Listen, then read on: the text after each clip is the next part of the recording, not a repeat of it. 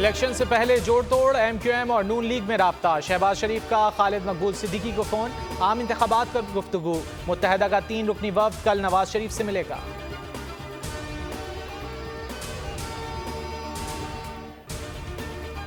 نواز شریف کی پارٹی رہنماؤں کو الیکشن کی بھرپور تیاری کی ہدایت، مشاورتی ملاقات میں لیگی قائد نے کہا ترقی کا سفر جہاں سے رکا وہیں سے شروع کریں گے، ملک کو ایشین ٹائیگر بنائیں گے۔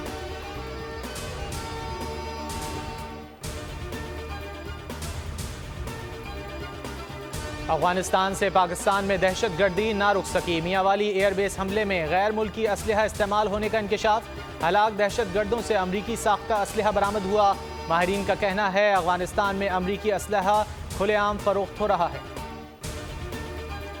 پاکستان اسٹاک مارکیٹ تاریخ کی بلند ترین سطح پر، ٹریڈنگ کے دوران 792 پوائنٹس کا اضافہ، 100 انڈیکس 53,944 پر جا پہنچا، 737 پوائنٹس پر بند۔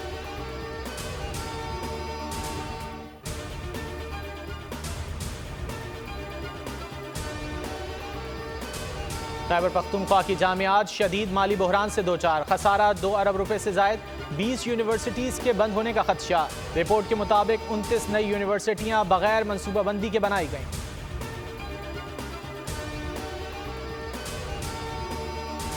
اسرائیل کی نہتے فلسطینیوں پر وحشیانہ دہشت گردی، غزہ پر ایک اور دن بھاری، 450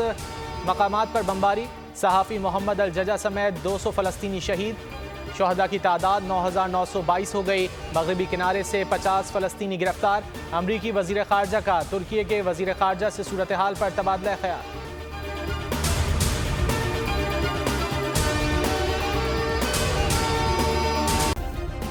سبسکرائب کریں اور بیل دبائیں تاکہ کوئی خبر رہ نہ جائے۔